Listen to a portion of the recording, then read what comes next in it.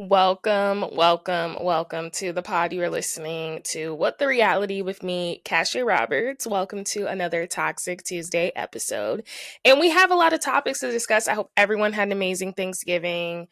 It feels so weird. I've been remote for a week, which I absolutely love. And I probably will be remote tomorrow. There's a huge winter storm coming to the east side, so I'll probably be remote again. But I just feel so out of it from Thanksgiving, and now we're prepping for Christmas, and now I'm just like, all you really want to do is just be at home at this point and be chilling. Like, you don't really want to do anything. You don't want to work. I don't even want to post on TikTok. I have videos that I've edited that I haven't even uploaded. I have ad videos I need to get up. I'm just dragging my feet, but we're gonna try again this week to push through. I feel like I'm in dire need of a vacation. Anyway, how are you guys doing? It has been a very huge week for Bravo. Married to Medicine premiered, which I will be talking about. Real Housewives of Beverly Hills is premiering on a Thursday, and I'm very genuinely shocked because Beverly Hills has never been a Thursday show. It's always been a Wednesday show, and Salt Lake's a Tuesday show. What's on Wednesday? I don't watch Southern Charm, so that could very well be in that slot, but I feel like even Southern Charm and Southern and Summer House are Thursday shows. I'm shocked Beverly Hills is premiering on a Thursday. To be honest, I did not have high hopes for Married to Medicine, but I watched it. It was really good. I'm going to talk about that along with Potomac today. I went into it like, oh my gosh, it's going to be the same every season, annoying, same stuff, which it kind of is, but I thought it was a really good premiere. So I'm going to remain optimistic about Beverly Hills, and I will definitely talk about Beverly Hills next Tuesday on Toxic Tuesday. Yeah, let's get right into the reality topics because what did not happen? So happy Thanksgiving. We're going to talk about the latest on Thanksgiving that happened. Ray J, and yeah, Ray J was arrested on Thanksgiving. I was going to say him with someone else, but no, he was arrested. It was all caught on Instagram Live or Twitch, whatever streaming service he was on. He threatened to essentially pull a gun out. Well, he did pull a gun out on Princess and their daughter asleep. I want to play the video. I'm going to play the video, obviously for entertainment purposes, because my stuff keeps getting flagged on YouTube. This is for entertainment purposes. I do not own the rights. I'm going to play the video, but Ray J, it's beyond me how Ray J and Brandy have the same parents. And I don't know, Ray J, he's just such a clout chaser. I don't know if any of you guys watch Zeus. I don't really talk about my love-hate relationship with Zeus because it is a love-hate relationship. The only reason it's a love-hate is because I watched Jocelyn's Cabaret. I do enjoy to watch that, but Zeus as a network in general is a joke. Either way, there's this new show on there. It's supposed to be like the ghetto Love Island. And it's called Zeus's Love Cabin, and Ray J is the host, and Tia Kemp is the narrator, and it is supposed to be Love Island, but it's just things that are definitely rated R that they're doing, challenges. It's a lot of inappropriate stuff, and obviously it's filmed already. I would be shocked if they get another season because I feel like it is that disgusting. I'm trying to fix my camera. I feel like it's that disgusting and inappropriate. The challenges are crazy, but Ray J has been doing that. And I just look at the projects he's doing. I don't doubt he has a lot of money, but him and Princess are going through divorce right now. And honestly, he's just a mess. And now he's sleeping with one of the contestants, not on the show, but in real time. So we kind of know where his mindset is, and every other day he's saying Kim K was very close to Diddy, all that stuff. But honestly, his Love Cabin show is given the Diddy Fiddler, the Diddier, because the way his behavior is, a lot of people are saying he's very freaked out. That's what people are saying. I think that's the new term that was coined during this whole Diddy of it all, because a lot of people are saying the term freaked out, and I'm a Gen Z, but I see it and I'm freaked out. I mean, just freaky, but they're saying freaked out. They're saying Ray J is freaked out. Anyway, I want to play his arrest on Instagram Live. There are bleeps, obviously, because he's cussing. But I bookmarked a couple of videos today, so we're going to be talking about that. And then we're going to talk about Potomac and Married to Medicine, which were two really good episodes, though I am about to critique the mess out of them. They were still good episodes. Let me go to my bookmarks. I get all of these from like Twitter. And I repeat, I did not own this video. Gosh, I'm so sick of my stuff getting flagged. Okay, I'm going to play it. World, bro. Now I got my kids in here with me. Like, I'm not, like, ain't nobody taking my kids away from me on Thanksgiving, bro. The animals. They in my house. They making threats to me. So what you got here for anyway, bro? I swear to God, I'm in my own house. And if these got foot close to this door, bro, I'm gonna blow this away, bro.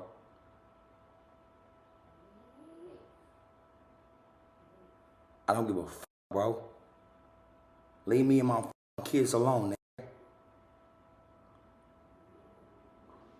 That's some of the dead homies, bro. What's up? What you trying to do? Take my kids? Yes, I'm getting my kids. Okay, take your kids. Watch how they cry.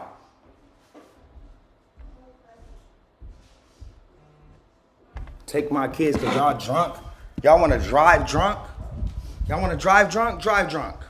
Drive drunk, princess. Right, you just drive drunk. You just pointed a gun. Drive drunk. You just pointed a gun. Drive drunk, princess. Go ahead. You want to take my kids? You and your drunk cousin? Because y'all drunk as and y'all alcoholics? Take my kids then. Go ahead. Who's going to drive? Tony, he's been drinking too. I'm not driving. Who's been driving? Everybody? I didn't point nothing at y'all. You pointed a gun at us. I didn't point nothing at y'all. You pointed a gun at us. Yeah, whatever. You pointed a gun at us. Why are you waking my daughter up? You pointed a gun at us. Why did you just wake my daughter up? Why did you just wake my daughter up? All I wanted to do was have a good Thanksgiving. Why did you wake my daughter up? Ray. Because you selfish. You're drunk. You're a woman abuser. You're and drunk. You're delusional. I'm a woman. That's what drunk people say. Like you're taking my daughter? Grow the fuck up. All right, seriously. cool. You need to. You're not taking my son.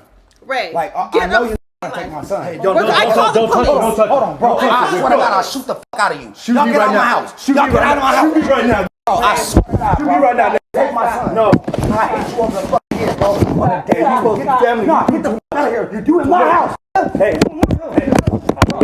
Bro, stop, dog. I'll kill you, bro. Stop. I'll kill you, Stop. I'll kill you, bro. Stop. Okay. I know you will. But stop. I'm trying to help you out. All right, cool. We good? Yep. Literally, they're about to pull up right now. Let's chill. Cool. All right, cool. Literally. Yep, we cool. All right, let go.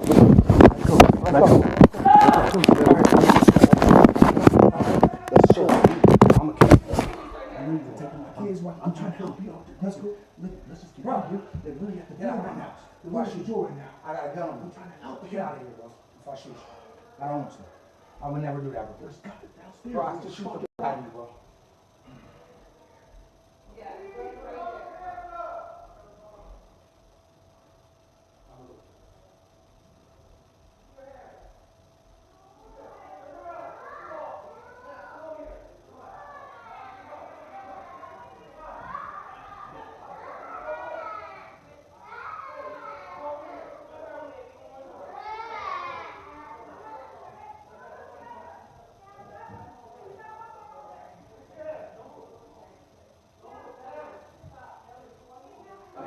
There's a balcony to my left.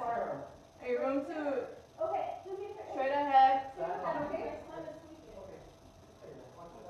Okay, so I'll hold this and then you guys just scoot up and bump up, okay? Ready? 41 is requesting additional unit for open doors for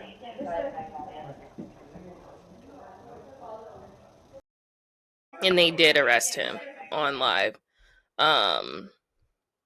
So yeah, I don't know. He just did not seem well. He definitely seemed like he was already lit or high on something.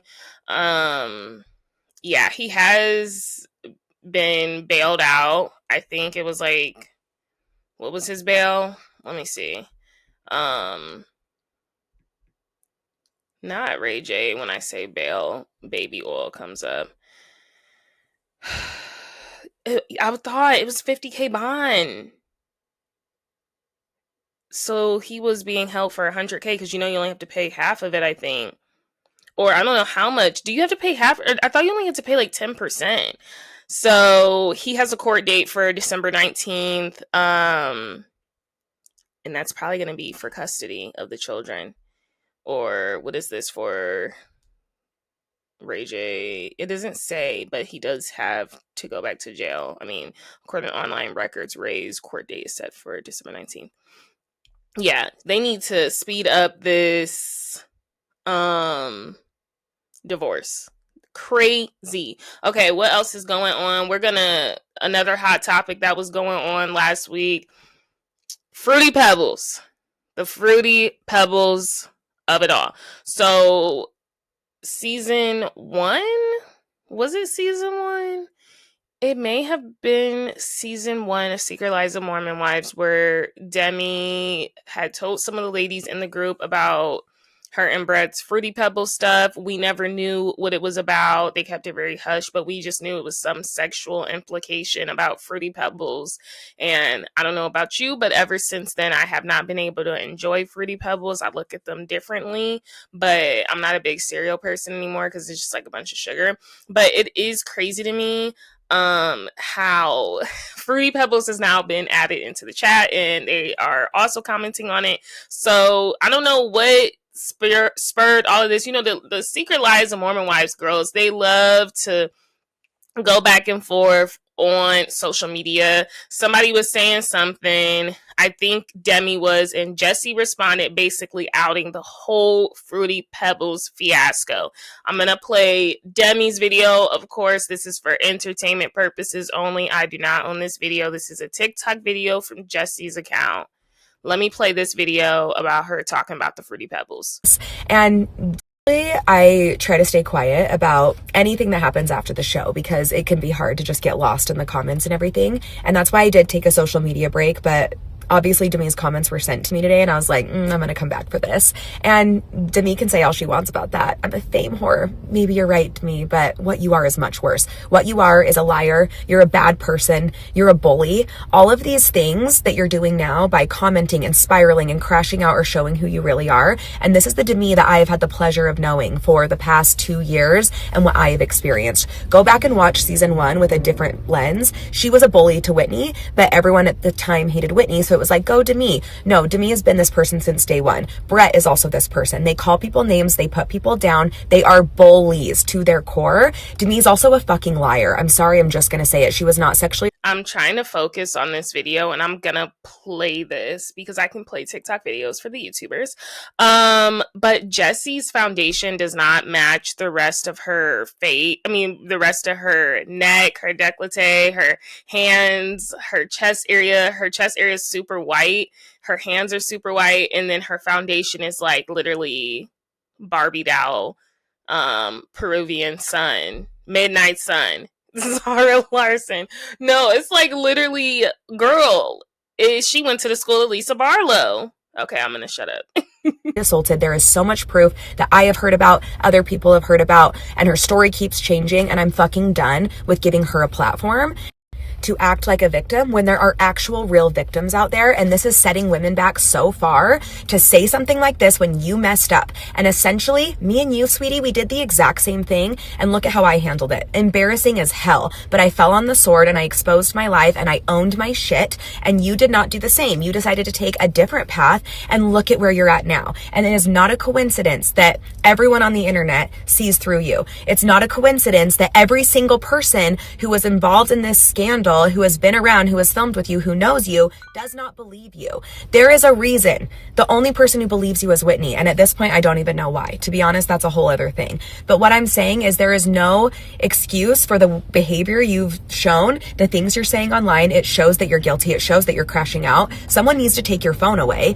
I am done being bullied by this person. It has happened time and time and time again, and I will never let it happen again. And she needs to be stopped.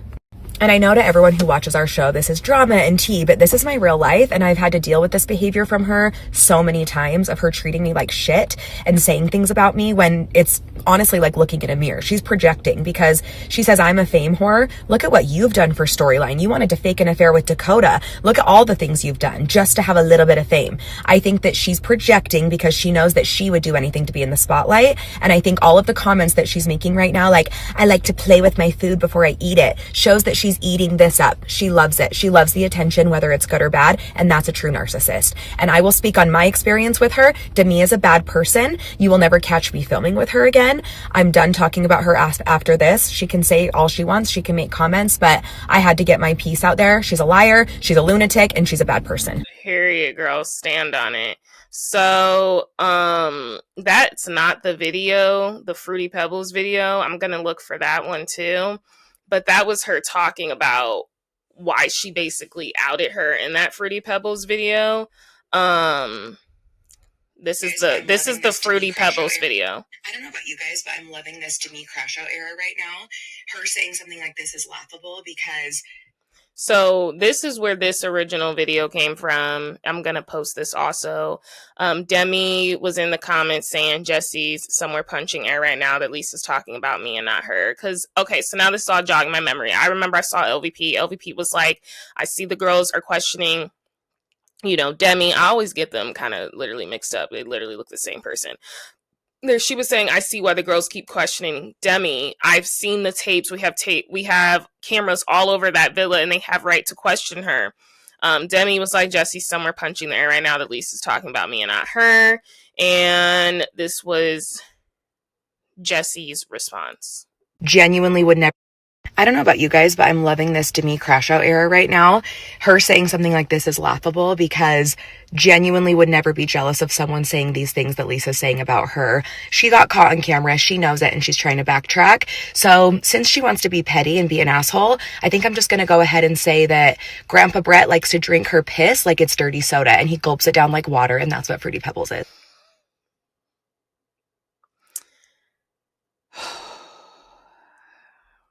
Moment of silence for Fruity Pebbles. And so that is just really disgusting. So Demi responded to that in an Instagram story.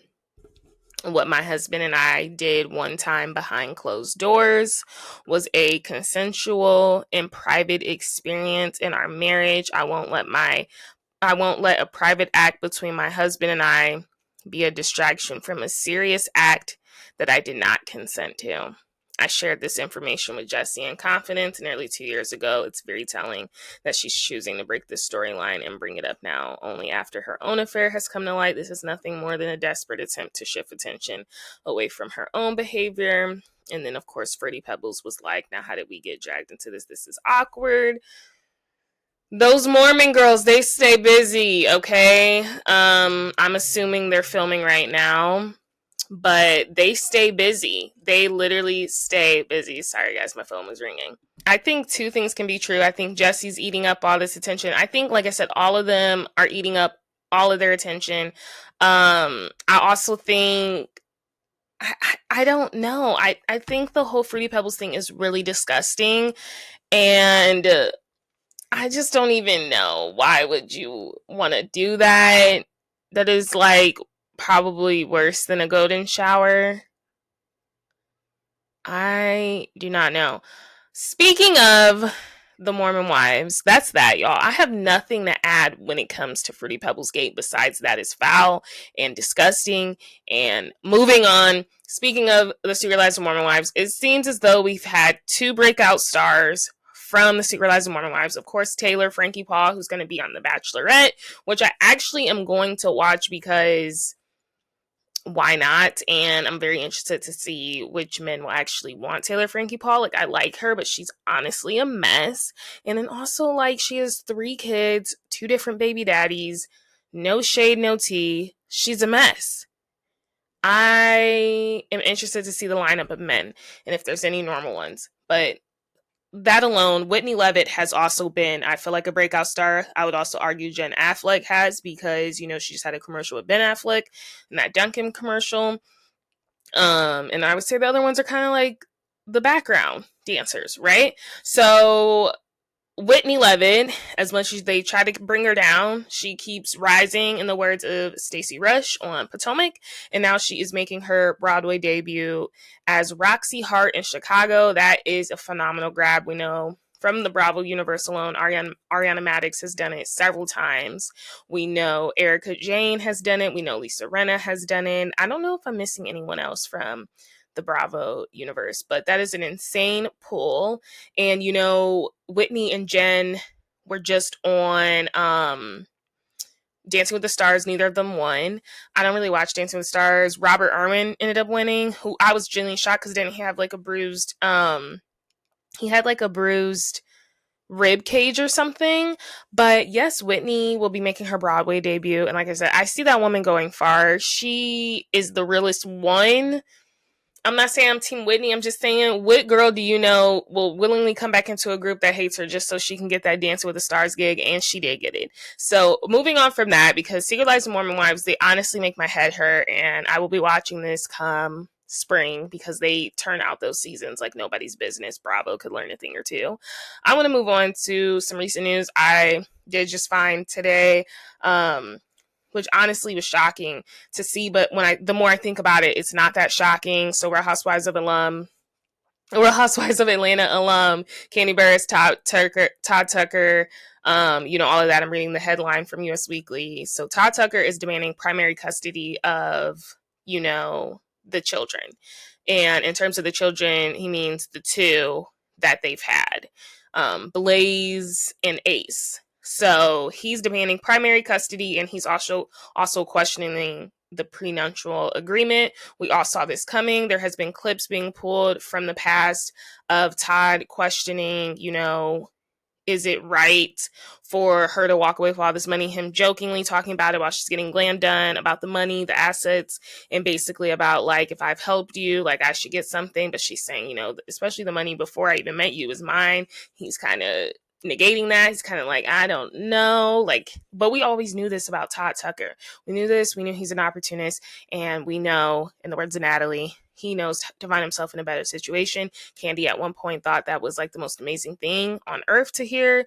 However, when you're going through a divorce with someone, that's probably the most negative thing you want to hear. And it's probably something that is very terrible to hear, because he's going to do whatever he can to end up in a better situation. And Todd Tucker, man, he is an opportunist. Whether I like them or not together, I was always shocked they lasted this long. Todd Tucker just dealing alone with Mama Joyce. For me to deal with an in-law like that would be enough for me to walk away. I'm just like, you can't even stand up to your mom. I feel like Kandi's whole relationship with her mom has been insane. So, that might be a new what's the reality topic, this whole Kandi and Todd stuff, now that this is coming out. But yeah, so he is now questioning the prenup. And I didn't think you could question a prenup if he signed it. Remember, he signed it like 2 minutes before the wedding. Okay, let's read this article from US Weekly. Real Housewives of Atlanta alum Kandi Burruss' estranged husband Todd Tucker is demanding primary custody of their two children in divorce court. On Wednesday, November 26th, Tucker filed a response to the divorce petition. So this is just coming out now that Burruss filed. He said their two children are currently in his care, residing with him in Georgia, while Burruss for tonight handles out-of-state work obligations. And that's why I said I saw this coming, because Kandi works a lot. She's gone a lot. And I'm sure Todd has been more so in the backseat with that, and more so taking care of the children full time. So I'm not shocked. So my thing is, if he does get awarded this, he's definitely going to be asking for, child support. And I just wonder if he's going to start asking for spousal support, because he just knows he can't make money without her. So the exes share Ace, who was born in 2016, and Blaze, who was born in 2019. Tucker, 52, noted Burruss' work obligations will continue to require her to be away from the children for at least the next several months, as he pleaded for primary custody. His filing noted the parties have been working cooperatively in an effort to resolve all issues, and Tucker remains committed to continuing those discussions in good faith.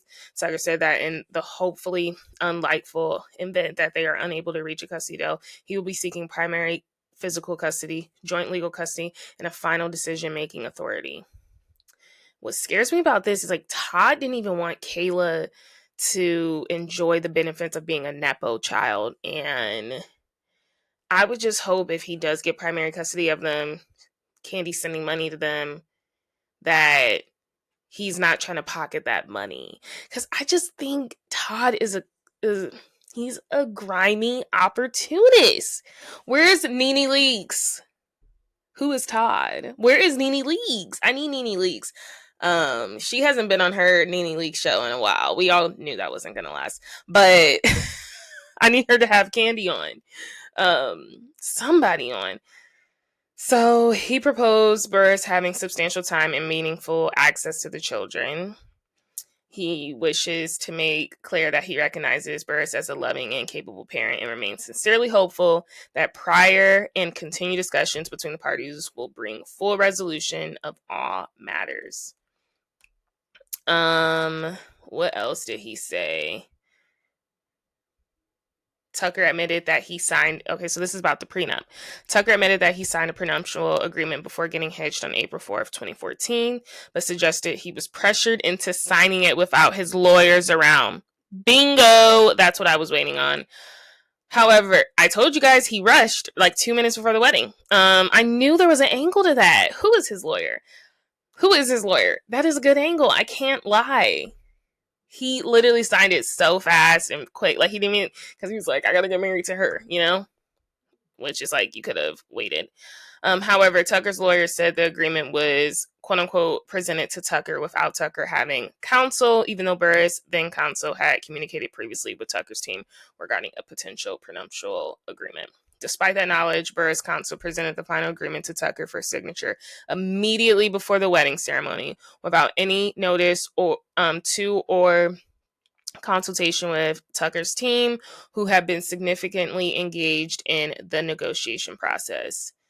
These circumstances raise substantial questions concerning the enforceability of said document. Nevertheless, Tucker remains committed to working in good faith to resolve this matter amicably and privately to the extent possible. Tucker's counterclaim for divorce also demanded a division of all marital assets, both real and personal, tangible and intangible, between the parties. Yikes. So you already see what kind of guy he is. Now he's saying the prenup I signed was not legit and I shouldn't have signed it. I shouldn't have signed it without my legal counsel. Why did you sign it without your legal counseling? That seems like an issue between you and the Lord. Moving on. It's a lot of defamations. There's a lot of cases going on. There's not a lot of defamations. I just want to talk about Megan Thee Stallion, my girl. There's a lot of court stuff going on today.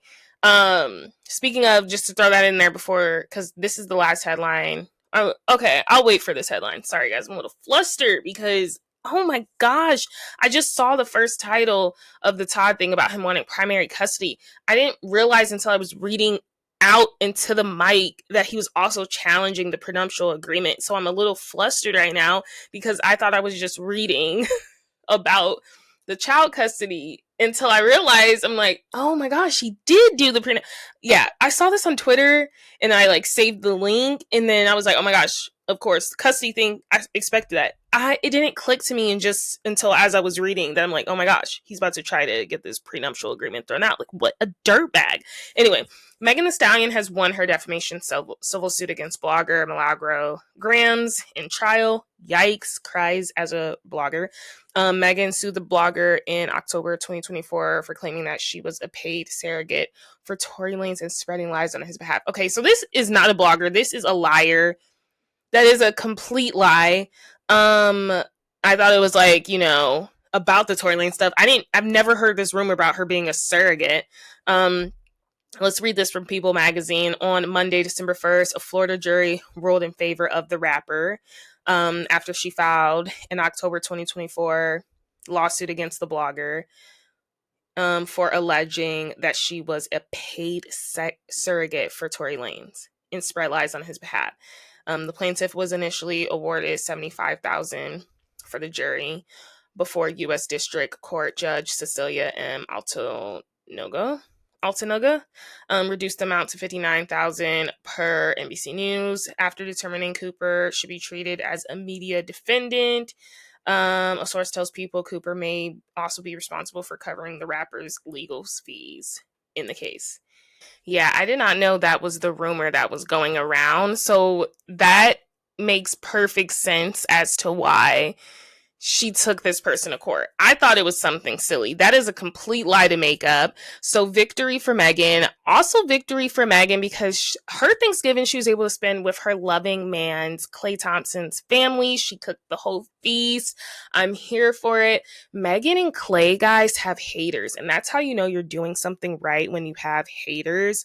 The men are disliking it. The men, Jay Morant, or whatever his name is, the bench warmer, he was trying to start something with Klay Thompson. You know, there are men going on podcasts, on Joe Budden's podcast, calling Megan Thee Stallion out of her name. There are people that formerly were basketball players calling her out of their name. Like, they are really upset ever since this whole Tory Lanez thing. They're calling her a liar, a snitch, and all this stuff, saying she never got shot. They are still holding on to that. They're still pushing his music from prison. That recently he was denied bail or whatever because he tried to do that again. He was denied that again. There are people that are really upset that she took on Tory Lanez, and I don't understand why, because I didn't realize Tory Lanez was a big dog. I thought he was a little one.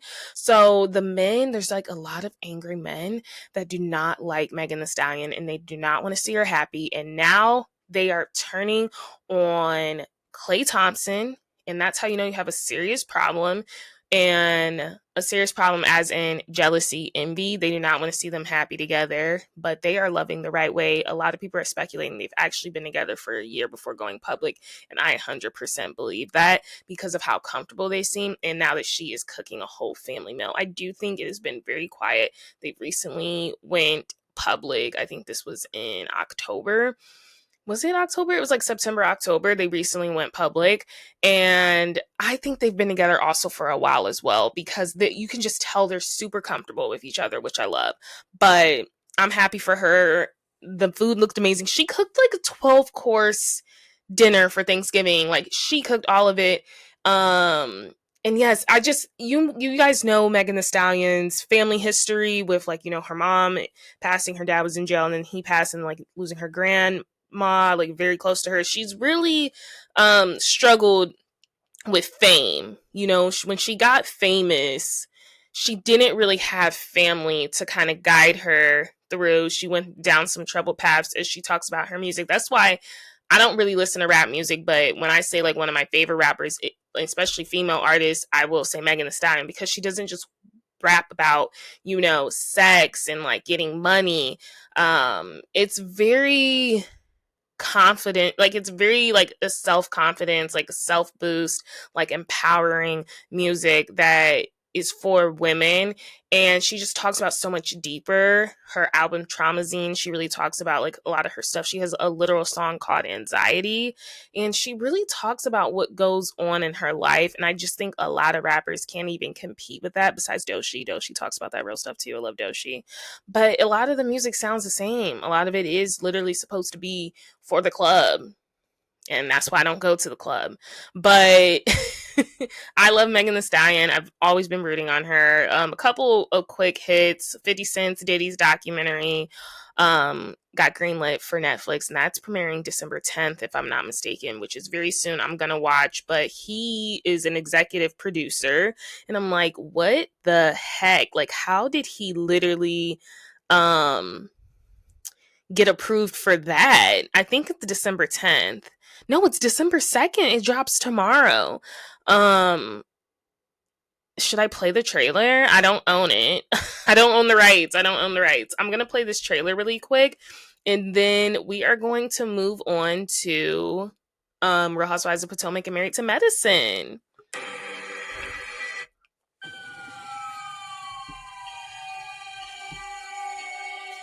We have to find somebody that'll work with us that has dealt in the dirtiest of dirty business. We're losing.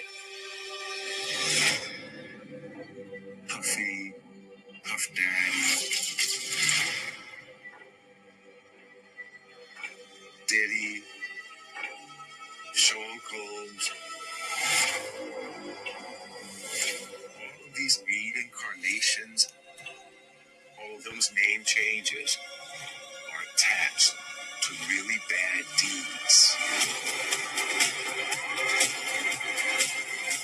Everything in life, you're going to have people that are bad and people that are good. You have to choose your side. So that was the trailer. It is coming on Toxic Tuesday by the time you guys listen to this. So, oh my gosh, I thought we had like a week before that came on. So it's called The Reckoning. Diddy The Reckoning. Crazy. Yeah, I'm excited to watch that. I will definitely be watching that as soon as it comes out. But let's get into this Real Housewives of Potomac, and then we're going to talk about Married to Medicine. Have you guys been watching the Potomac after show? This one was super short. It was only like 13 minutes, but whatever. So I did watch Potomac, another amazing episode. Potomac's been killing it. Salt Lake City's been killing it. Meredith does have an issue. I don't know. I might start doing Patreon or something to talk about Salt Lake. It's just that it comes on Tuesday. So I don't record until, the following Monday. So it's just hard for me to remember everything. I could write it down. Like I said, if the shows are slow, I typically will add in Salt Lake, but my primary focuses on Tuesdays, given the weekend and all of the shows that have just premiered will typically always be that Sunday, or then I'm going to be talking about Beverly Hills just a little bit if there's anything going on. But Potomac, and I talk about Sunday shows. That's what's for me. If you really want the tea of what I think about Salt Lake City and this other stuff, definitely check me out on TikTok.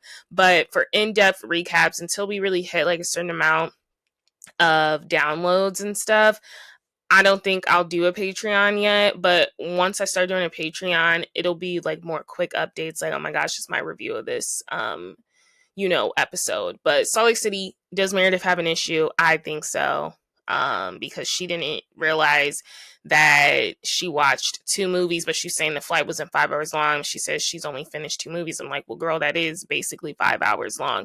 So I do think she has an issue, and I'm looking forward to seeing that uncover. If anything, this episode was kind of dry on Salt Lake City. It was still good, but it's like nothing to really talk about besides I do think Meredith has an issue. If there's something that does seriously need to be talked about, I'll talk about it next Tuesday once I watch the episode tomorrow. But okay, so Potomac, Giselle. Okay, the ladies are back on the Stacey's hate train. We're picking off from a heated confrontation, and I say heated, I mean heated, from literally Kay and literally Stacey. I don't understand why Kay gets so heated. It's honestly scary. I do think she probably has anger management issues, and I do think her beating up Deborah or trying to beat her up is probably how she is. She has anger issues. She lets these trivial situations affect her deeply. And that tells me you're not happy at home. She blows a lot of stuff out of proportion. She is telling Stacey she's jealous of her life, her man, her condo, her hairline, her lashes. I don't know. Like, it's just like, girl, not really. And Stacey read the mess out of her. She said, no, I'm not. I have a husband. I have a child. I have a ring. And then Kay was like, yeah, that looks cloudy AF. And she said, I'm sure it would look cloudy compared to nothing. Stacey is here to stay. Andy loves her, and I think that's why the women dislike Stacey. Andy Cohen has made it so known that he enjoys Stacey's presence and that she is necessary for the show. I even think maybe he said this, maybe I'm totally making this up, that she's like ushering in the new age of Potomac. I think he's sick of neck, and I think he's sick of forehead. And I think he really enjoys Stacey's spirit and how she is able to remain positive, rise, and carry on. Stacey doesn't let these women affect her. She doesn't go crying in the corner. She'll exit every once in a while if it's too much. But so literally, as Stacey is, congratulating Giselle's like, she's not to be trusted around husbands or children. And then Jossie's like, well, what is your issue with her? I didn't know you had an issue. And Giselle had no reason to have an issue with her. Her issue with her remains unknown, other than I know Andy in the audience is liking her. And the thing is with Giselle, I'm shocked Giselle isn't smarter because, Giselle is a producer. She's a mega producer. A lot of times she do be wearing that producer hat. She is she is a bone collector, but she really is like the star of Potomac as of right now. And I'm really shocked that she doesn't see how her hating on, Stacey this much is not going to push her into the hearts of the fans. I'm really shocked she's not thinking. She's not really thinking smart. She's pushing her more into the limelight.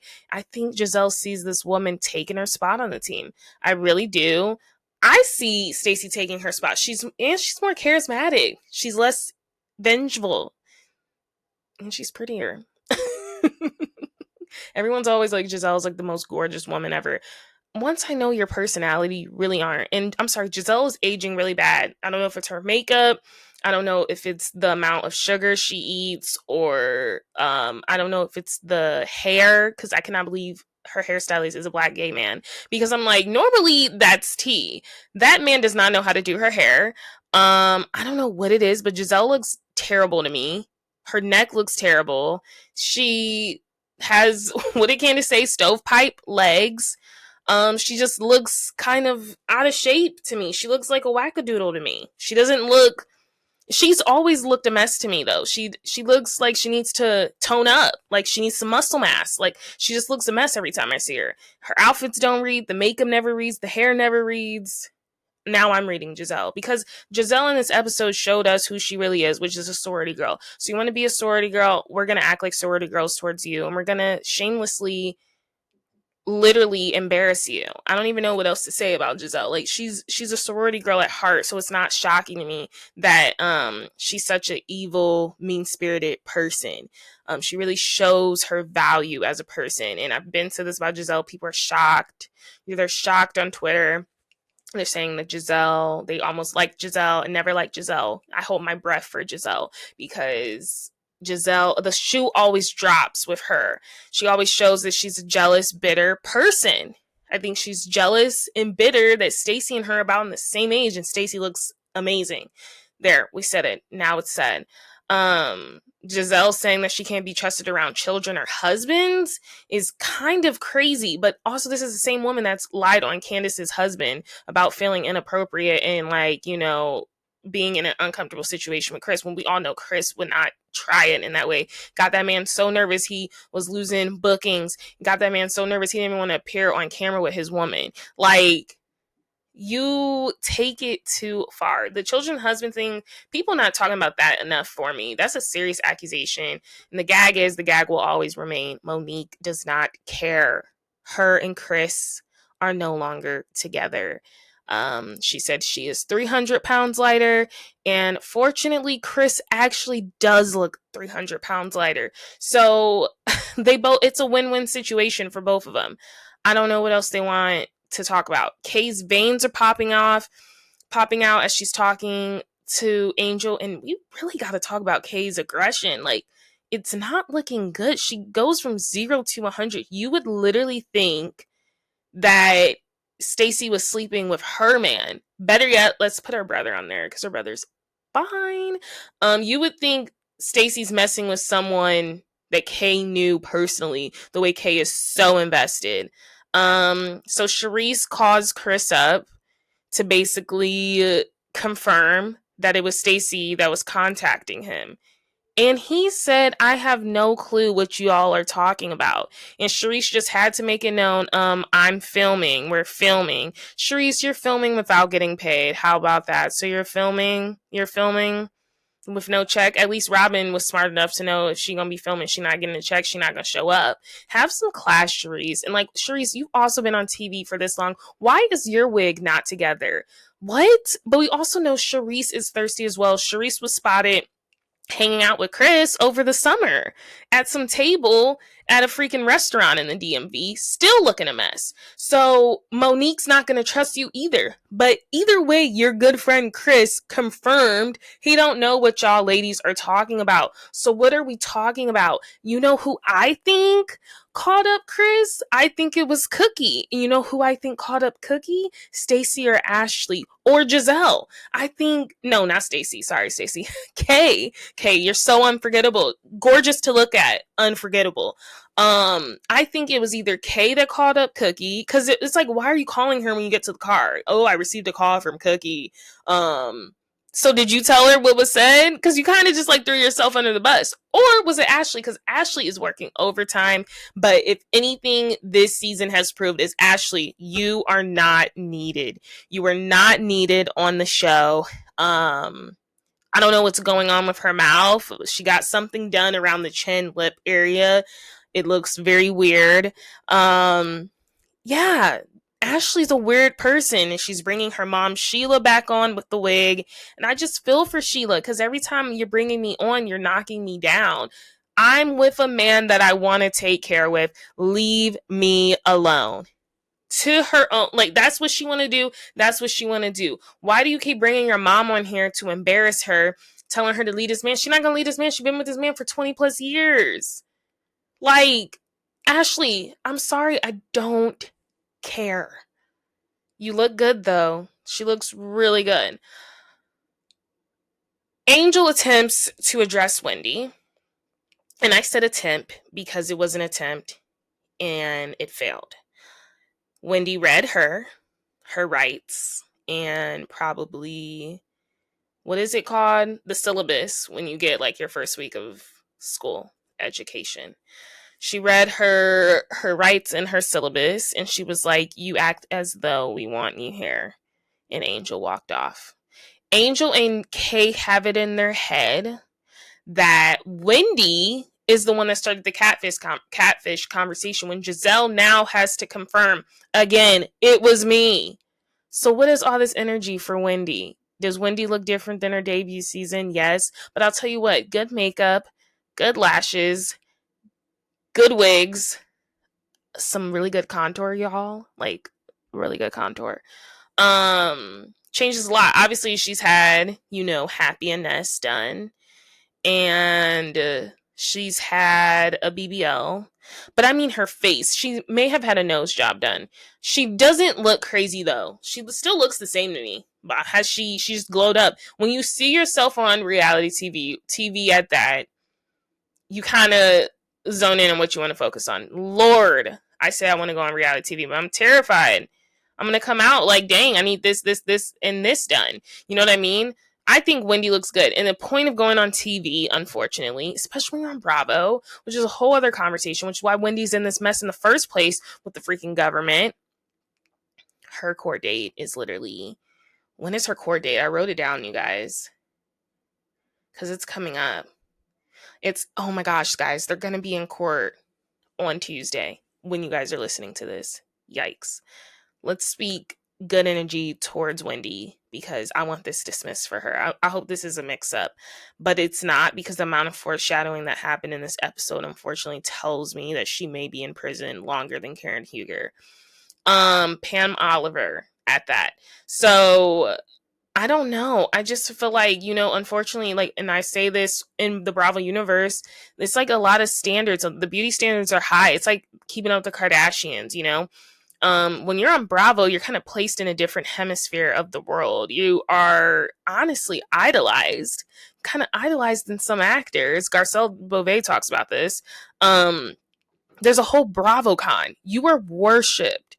So you got to look good. I don't blame Wendy. What I'm shocked is that Giselle has been on this show for this long and still has not gotten it together.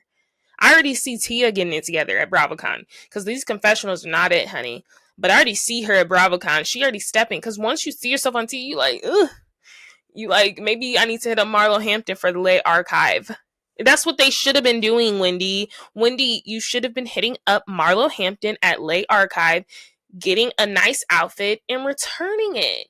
getting a rented outfit. I never understand the point of having all these designer clothes if you're not going to wear them again, unless you're just wearing them out and about. You on reality TV, you're not going to wear that outfit again. Go to Lay Archive and rent some fashions. I totally respect it because I'm like, at least you're renting it and you're putting it back, giving someone else the opportunity. What's the point of having all this designer and now you're over here trying to scheme like a fraud? Now this is money you owe when you could have just rented. I mean, unless you can really afford to own. Lisa Vanderpump did it the best. White tee jeans. Nene Leakes, white tee jeans. And I bet you the white t-shirt was Gucci, or it was a high class t-shirt every single time, but they could afford it. I don't want to rip into Wendy because I really don't want her to go to jail. Wendy has been holding it down for Stacey. She's been vaselining her nose, vaselining her knuckles. Stacey's holding the girls down. Stacey got it, but Wendy's there to help her. She understands it's a clear attack because, guys, Wendy has been on the other end of an attack. It wasn't last season, it was her season with Candace. She's been the subject of Giselle icing you out. Monique has. All of these women have witnessed Giselle kind of switch on you in a dime and kind of put her eye on you like, we have to go after her. That's what Giselle does. She's a bitter old woman. That's what she does. Other than that, I just really think we have a bad case of the haters. There's a lot of ladies on here hating. They dislike Stacey and they want her to kind of cry. They want her to bow down to them. But Stacey is rising. She is continuing to be a favorite. That brings me to, Kay. Kay has now had 3 seasons, and I came across this tweet because I was like very disappointed in Kay. I liked her when she came on as Wendy's friend initially, when she was in the background and she did what she did for Wendy because Deborah was doing the most, Elmo. And then last season she did fall into the background. And then this season we see her kind of turn up, and I think she is trying to find her footing within the group.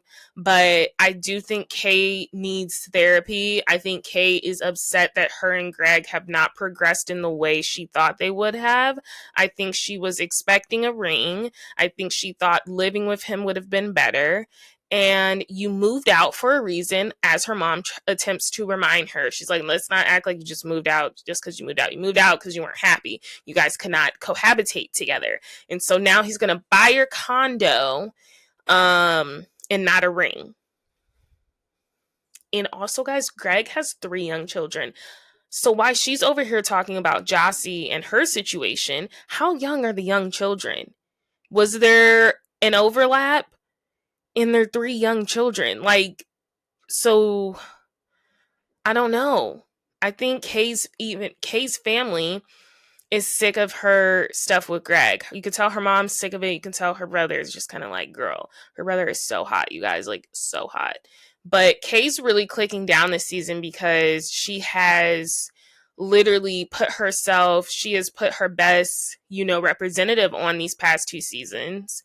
She has really played with the fashion. She looks amazing. The hair always looks amazing.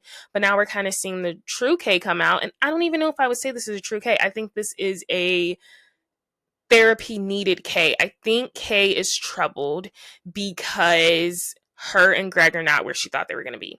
And then my thing is, you keep talking about a ring's coming. You think the ring's coming. He just said he wants to take you ring shopping. To me, that's no element of surprise. Now I'm like, this guy is constantly telling you, let's go ring shopping. I don't want to see you pick out my ring. I can send you pictures of what I want. You need to go hit up my mom, hit up my dear friend, Hey Angel, and go ring shopping. Why are you telling me, oh, let's go ring shopping? It seems like Greg's also selling like broken promises to her.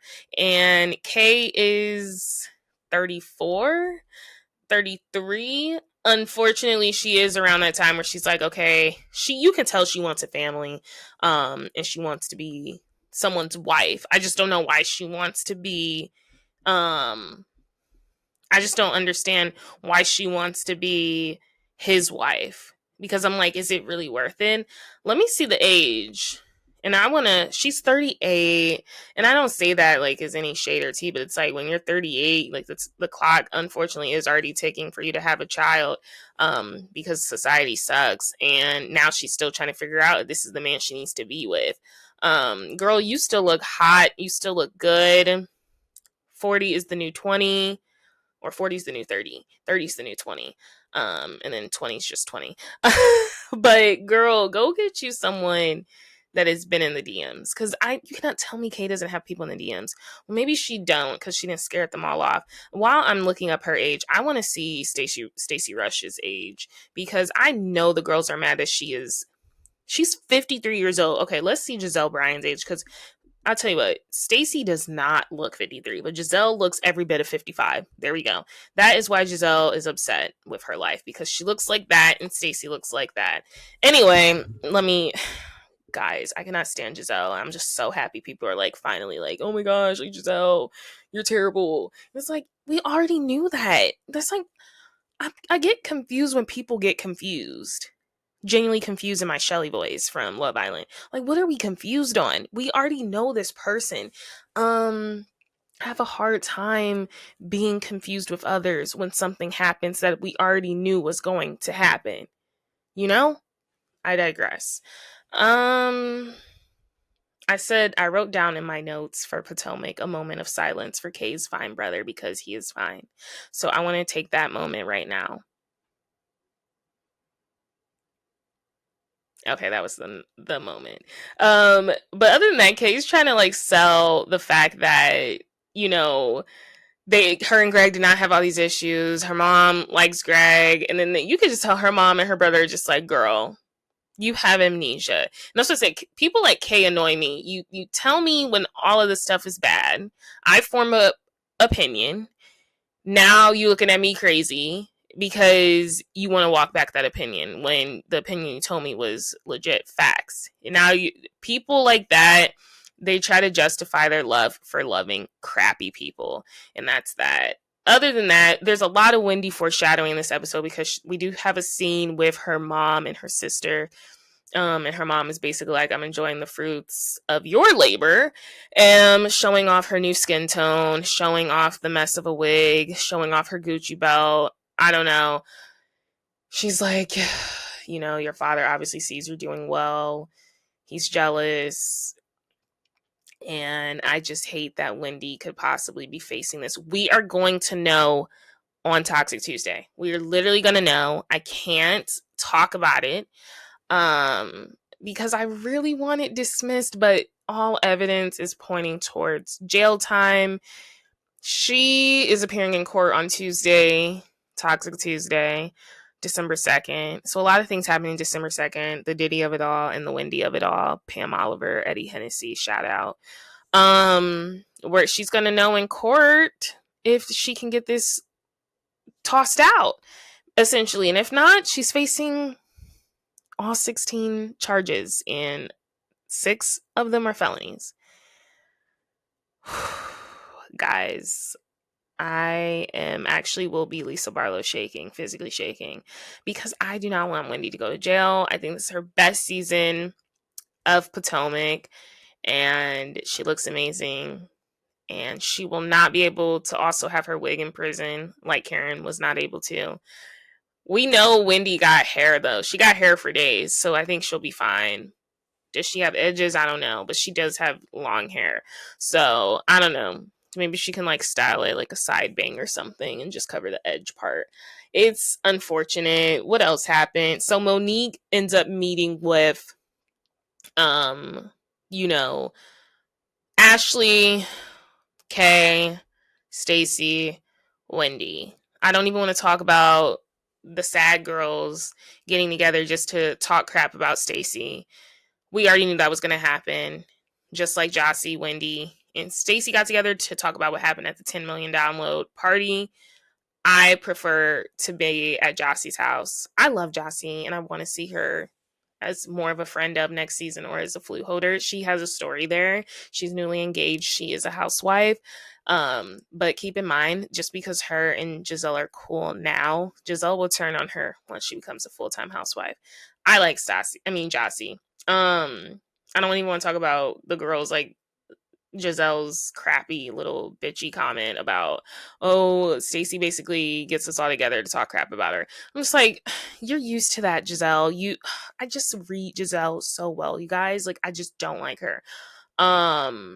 So essentially, the ladies sit down. Stacey's not interested in having a conversation with Kay. She recognizes this repeated behavior with Kay now. She's like, girl, you have an issue with me. You are an angry person. The veins are popping. You cannot be trusted around me. I don't feel safe. And I don't blame Stacey. Kay is very much a threat. She goes 0 to 100. So Kay sits at the kiddie table, as Stacey says, but it's really not a kiddie table. She went to go sit at the adult table because she went to the bar because she didn't want to be part of the conversation. And Stacey basically tells Monique, I did not date him. Monique was like, I thought you did. She said, I did not. She shows no, she doesn't even show screenshots. She lets her scroll the text messages. Chris has been repeatedly hitting up Stacey, and Stacey has not been responding. Ashley's basically saying she could delete messages based on the way he's texting her, though. Let's use our brain, Ashley. I know she doesn't have one. She doesn't have a brain, so she doesn't understand. But when someone texts you, like, within, like, hours back and forth, or, like, days back and forth, and it's kind of like, dang, you could at least said this. It's kind of giving, oh my gosh, you just totally ignored me. It's not giving, let me delete this message. You know what I mean? But Ashley doesn't have a brain, so I want to understand for her to understand at all. I can't stand Ashley. Who would I get rid of next season for Potomac? That's the episode. Because I want to talk about Married to Medicine. Who would I get rid of? Honestly, at this rate, because Karen is coming back, that is a big player. It's going to get a little crowded. So I'm just going to list the people that I would like to see return next season. Full-time status. And then I will say friend status. Full-time status, I would like to see Karen and Giselle, of course. I personally don't want to see Giselle. I think Giselle needs a break, so I don't know why I said that. But Giselle, in the words of Carlos King, is a force multiplier. Andy loves Giselle. That's why I don't even know why she's tripping over the whole Stacey thing, because Andy's never going to get rid of Giselle. Giselle's like his Kyle Richards of Potomac. You know what I mean? I don't think he would ever get rid of her. That's why I'm saying, realistically, but I do want to see Giselle, because I like to see Giselle get clocked, especially once Karen is back. So I'm going to say Giselle and Karen obviously leading us. I would like to see Wendy back. Hopefully, God willing, she'll be back. I would like to see Tia back full time. I would like to see Jossie back. And I think I'm going to end... Oh, and then Stacey. 6. Perfect. I think I would end it there. Friends, I think we're going to have to pull a Luann. The great countess, Luann, was demoted in season 6 of Real Housewives of New York. It was either season 6 or 7. I think it was season 7, because she was not being honest about her relationship with Jacques, and she was not being honest about like living in New York City or the Hamptons, wherever. She was demoted infamously, but she was in every single scene, and so she came back season 8 full time.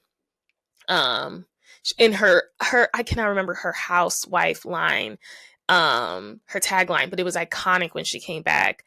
I think she said, you can't count out the countess or something. It was like iconic because it's like, oh my gosh, she's demoted, and then she was in every scene in infamous, great, or not infamous. It was a great, lovely return back to our screens. It was a beautiful. So yes, those 5. I would like to see Jossie in that. So in terms of friends of, I would like to see, I would like to see friends of, we can keep, you know what? We can keep Angel as a friend of. I think Angel can be demoted. I think Angel can be demoted. I would say demote Kay. But it's difficult. Are you going to take a friend role? Maybe, I don't even know. And then honestly, promote Monique again. That's difficult. I got to think about that, because we want friction. I don't have to like everyone I'm watching. That's why I'm kind of question marking Tia I think I said Tia in my lineup. So I'm kind of question marking Angel, because though I'm kind of over her right now, I still think she has a lot to bring to the show once she gets over her insecurities. I don't dislike her. And I would like to see Wendy clock her more. But I don't dislike Angel. I just think she's very insecure and she's being Kay's lapdog. I think the best thing you can do in those situations is get rid of one of the friends. Two friends come on, you got to get rid of one of them. So in that point, I would get rid of Kay, and I want to see Angel stand alone. Does she fade in the back? Does she come to the front? In terms of Ashley, thank you for your services and my Shawnee O'Neal voice. I feel like I have like fur on my upper lip. Anyway, Married to Medicine. This is going to be a supersized episode. My Toxic Tuesday episodes are just going to be supersized because, like I said, I record once a week and I want to talk about everything I want to talk about. Period. Unless someone's paying me, I will be talking my mouth off.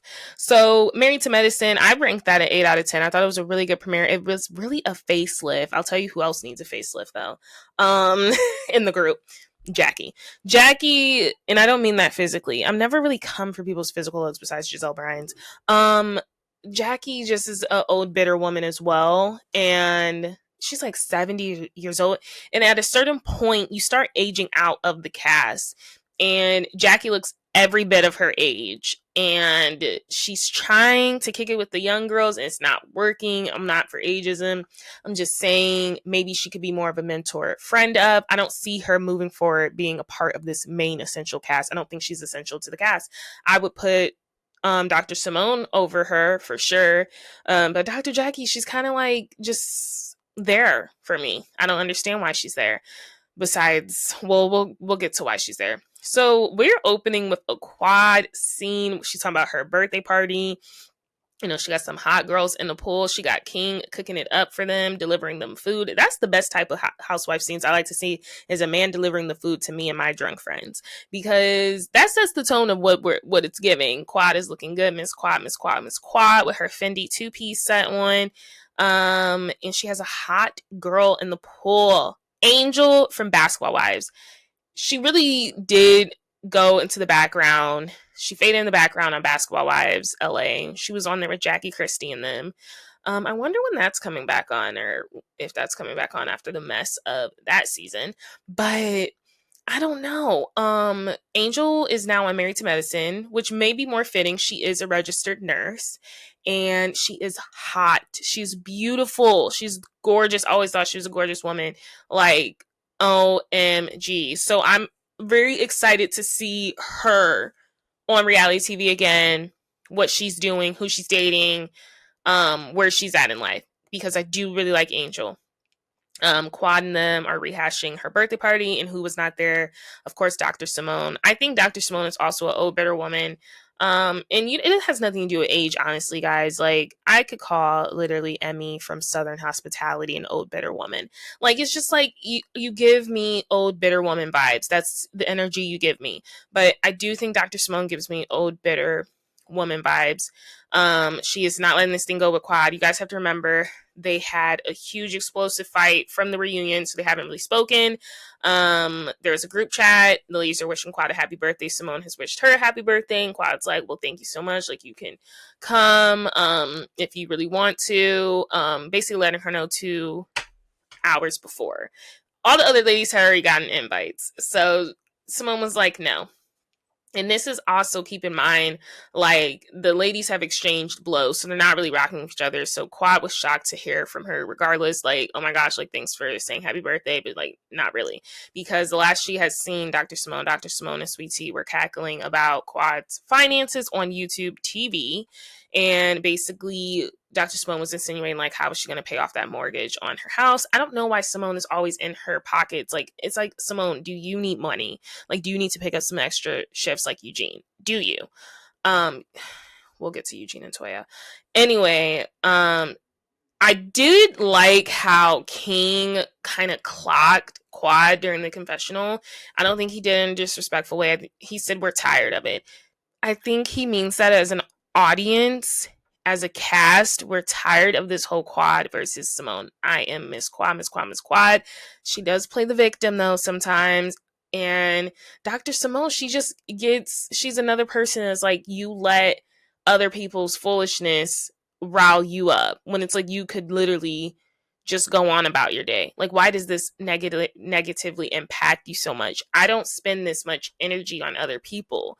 So that's what Dr. Simone gives me. Quad does play a victim though, but I like Quad. So I just have to say that. But anyway, King did low-key kind of clock Quad. He was like, we're sick of it. And I think also because like King likes Cecil and Cecil likes Quad. So it's difficult. But a lot of people say, and I say this about Simone, I think Simone does wish her and Cecil divorce. I don't think she's genuinely happy in that relationship. I think it's more of a friendship, companionship, which is fine. People do that. But I do think she sees Quad. She got out of this loveless marriage. Y'all all wanted her to be with this man with the teddy bear voice.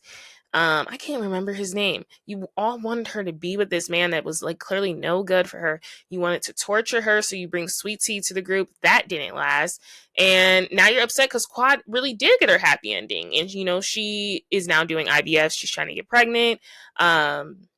She got her happy ending with this younger man. He's not that much younger, but like they go together really well. And I think that Simone is very jealous about that. I think she's very jealous. And I think she sees that Quad kind of made a way out. She didn't have to really like stick with it. And I think Simone's biggest regret is not going through with a divorce with Cecil. I really do believe that. Other than that, Quad told Simone that a good birthday gift would have been for her to pay off her mortgage. So Quad is still hanging on to that. Because you know that's Quad's soft spot, as Contessa says. Contessa's also now full-time. And we have Angel, who I'm assuming is full-time. And then we have this new woman that is Brandy, who was full-time. Who Jackie tries to be funny, but I don't think it's funny. She points out her thyroid because her throat is enlarged. And she said, that's all I'm looking at. It was very nasty. I'm going to let you guys in on a secret. Dr. Jackie and Giselle Bryan are from the same sorority. Mean girls at best, you know, at their core. I'm not saying that sorority is all mean girls, but I'm just saying something about these old bitter women I classify.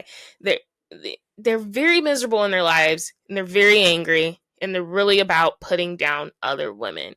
And it's no shocker that her and Giselle Bryan are cut from the same cloth on that show. But other than that, Toya is still abusing Eugene's money. Eugene has now had to get another job 2.5 hours away from where they live. I don't know why. He has a job that's 2.5 hours away from them. It's paying them a lot more, better money. But unfortunately, he now has to be away from home 5 days out of the week. So he basically stays down there. It's a different part of Georgia. And Toya and him have moved again. Her closet's gorgeous. It's a cherry blossom plant in the middle. It's gorgeous. But it makes no sense to me. And I'm like, why are y'all moving every single season? They're never beating the money allegations for me. I do think there's some issues with their money, and I think that's why every season we see Eugene look more stressed because he's trying to pay off Toya's lifestyle. He can't tell her no. This is like the most gorgeous woman he's ever gotten with, and I think Eugene's genuinely a nice guy. I think Toya is abusing his money, and she's a manipulator. Gorgeous confessional, gorgeous new home, but I'm like, and she said they're not renting it this time, they're owning it. But I'm like, how are you owning it when you just built another house? You built that house last season, you built the house the season ago. Where is this money coming from? Because Bravo checks are good and Eugene's job is good, but y'all are no like Bill Gates. Like, I'm just really scared for them. I don't want them to end up in an insurance fraud thing like Wendy is right now because they're trying to keep up with the Joneses. But I think it's very interesting how every season Toya is moving into a bigger house that she does not need. It is you with two boys. Like, I understand having a 4-bedroom. She has a 5-bedroom home. okay, maybe that makes sense, but like that, it was like $3 million. I don't know. I just think Toya has a habit of abusing Eugene's money, and we are literally seeing that man crack under pressure so much that now he has to literally go get a house outside of where they live, and now he has to stay away from home literally 5 days out of the week. So they're like, that is really beyond me. I really think he's stressed out. Dr. Mimi is also full time. She's hosting her first event for the group. And I like Mimi. I like her husband. They seem to have a good repertoire, and he seems very supportive. So we're going to see more of Dr. Mimi.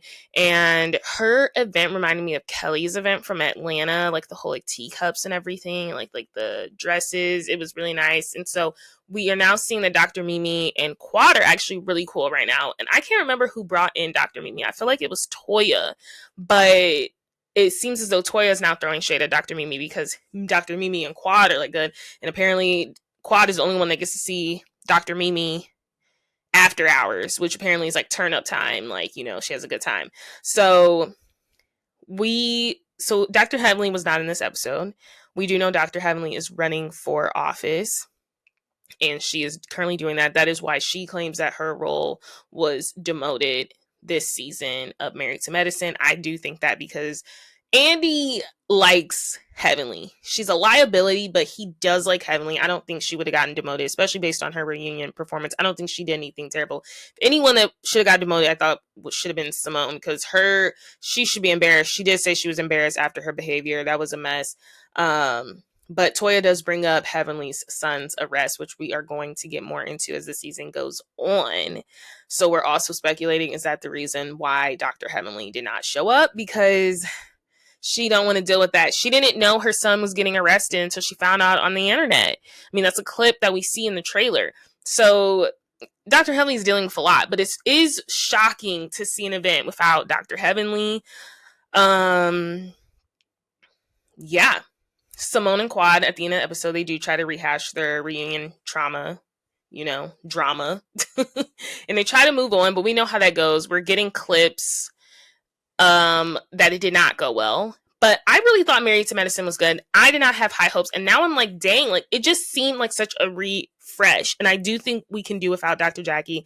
The other issue, Dr. Jackie is actually finally having a storyline, but even though it's so old, it's about the whole Curtis Toya thing, because Toya, I do remember watching this on Watch Women's Live, and I was shocked when Toya did say this, but there was a picture of Curtis with his hand around Heavenly's waist, and Andy had brought it up, and then Toya was like, well, this isn't Curtis's first time of putting his hands on women on the cast. And then she was referring to when Curtis like pulled Toya to sit on his lap. I remember that was during a trip. That was very weird. He did pull Toya to sit on his lap. I don't know if he was drunk or what, but that did happen.